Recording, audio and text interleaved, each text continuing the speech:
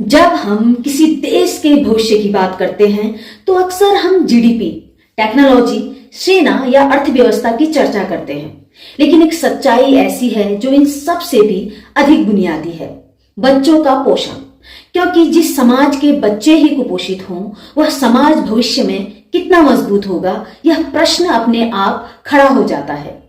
आज भी दुनिया में करोड़ों बच्चे ऐसे हैं जो भूख और कुपोषण के साथ बड़े हो रहे हैं। यही कारण है कि इस विषय पर लगातार काम कर रहा है यूनिसेफ। अब बात करेंगे कि कुपोषण है क्या।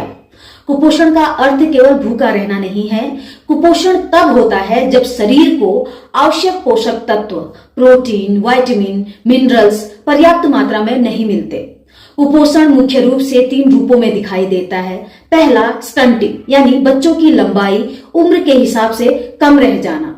दूसरा है वेस्टिंग, शरीर का बहुत दुबला हो जाना। तीसरा है अंडरवेट, उम्र के हिसाब से कम वजन। ये केवल शरीर की समस्या नहीं बल्कि दिमागी विकास को भी प्रभावित करते हैं। वैश्विक परिप्रेक्ष्य में दुनिया में आज भी करोड़ों बच्चे कुपोषण की समस्या से जूझ रहे हैं। यही कारण है कि संयुक्त राष्ट्र ने इसे अपने विकास लक्ष्यों में शामिल किया है, जिन्हें हम यूनाइटेड नेशन के सस्टेनेबल डेवलपमेंट गोल्स के नाम से जानते हैं। इन लक्ष्यों में भूख खत्म करना और पोषण सुनिश्चित करना एक महत्वपूर्ण लक्ष्य है। लेकिन समस्या यह है कि कुपोषण केवल भोजन की कमी से नहीं होता। कुपोषण के असली कारण अगर हम गहराई से देखें तो कुपोषण के कई परतदार कारण होते हैं।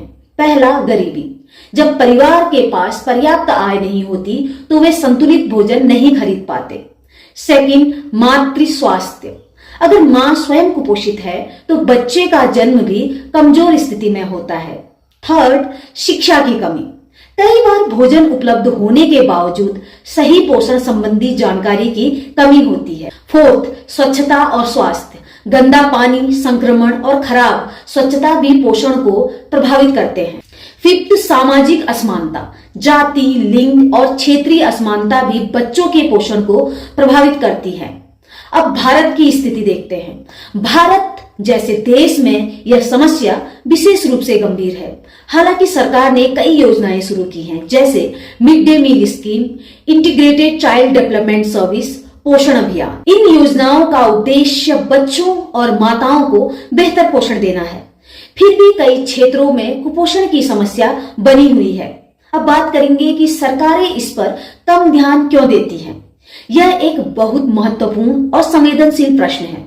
कुपोषण से लड़ाई लंबी अवधि का निवेश है। इसके परिणाम तुरंत दिखाई नहीं देते। राजनीति अक्सर उन परियोजनाओं पर ध्यान देती है जिनका परिणाम तुरंत दिखाई दे, जैसे सड़क, पुल, इमारतें। लेकिन पोषण में किया गया निवेश 20 से 30 साल बाद परिणाम देता है, जब वही बच्चे बड़े होकर देश की उत्पादक शक्ति बनते हैं। अब देखेंगे कि कुपोषण का भविष्य पर क्या प्रभाव पड़ता है। कुपोषण केवल एक स्वास्थ्य समस्या नहीं है, यह एक आर्थिक और सामाजिक समस्या भी है। कुपोषित बच्चों में सीखने की क्षमता कम होती है, उत्पादकता कम होती है, बीमारी का खतरा ज्यादा होता है। इसका परिणाम यह होता है कि पूरे देश की आर्थिक प्रगति प्रभावित होती है। अब इसका समाधान क्या हो सकता है? कुपोषण से लड़ने के लिए बहुआयामी रणनीति जरूरी है। मातृ पोषण सुधारना, स्वच्छ पानी और स्वच्छता सुनिश्चित करना, पोषण शिक्षा बढ़ाना, गरीबी कम करना, स्वास्थ्य सेवाओं को मजबूत करना। सबसे महत्वपूर्ण बात यह है कि हमें पोषण को खर्च नहीं बल्कि निवेश समझना होगा। किसी भी देश का भविष्य उसके बच्चों में छिपा होता है। अगर आज बच्चे कुपोषित हैं तो कल की अर्थव्यवस्था, समाज और राजनीति भी कमजोर होगी। इसलिए कुपोषण से लड़ाई केवल स्वास्थ्य नीति नहीं बल्कि राष्ट्र निर्माण की प्रक्रिया है। और शायद यही कारण है कि यह विषय हर वर्ष यूपीएससी जैसे परीक्षाओं में बार बार पूछा जाता है, क्योंकि यह केवल एक समस्या नहीं बल्कि विकास का मूल प्रश्न है।